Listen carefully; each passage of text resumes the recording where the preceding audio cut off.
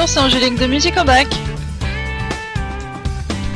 Aujourd'hui, c'est cours de solfège, on va parler de la tonalité. Alors pour bien comprendre ce que c'est une tonalité, il faut d'abord être à l'aise avec les gammes, les modes majeurs et mineurs, les altérations. Toutes ces notions ont déjà été abordées dans des vidéos précédentes.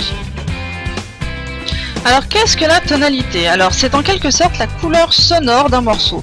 Dans la musique tonale, on utilise deux modes, le mode majeur et le mode mineur. Alors un morceau est donc écrit soit dans une tonalité majeure, soit dans une tonalité mineure.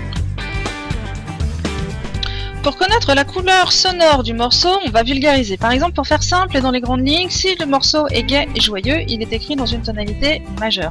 Si le morceau est triste et mélancolique, il est écrit dans une tonalité mineure. Si on dit qu'un morceau est écrit dans la tonalité de Do majeur, ça veut dire que la tonique est Do et que le mode est majeur. Le morceau est donc principalement composé à partir de la gamme de Do majeur. Si on dit qu'un morceau est écrit dans la tonalité de Do mineur, ça veut dire que la tonique est Do et que le mode est mineur. Le morceau est donc principalement composé à partir de la gamme de Do mineur.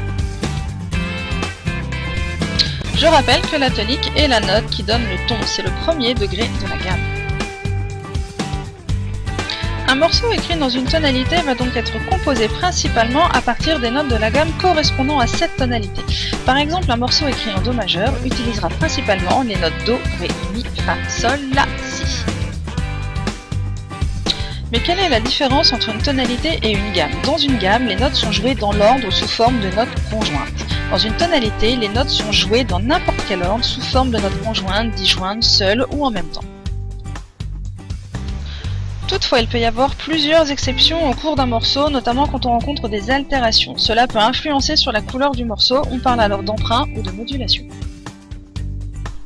Voilà, j'espère que cette vidéo vous aidera dans votre préparation. Si vous pensez qu'elle puisse aider d'autres personnes, n'hésitez pas à la partager, n'hésitez pas non plus à vous abonner à la chaîne ou mieux à vous inscrire sur le site de Musique au Bac pour recevoir plein de conseils toutes les semaines et je vous dis à bientôt sur Musique au Bac.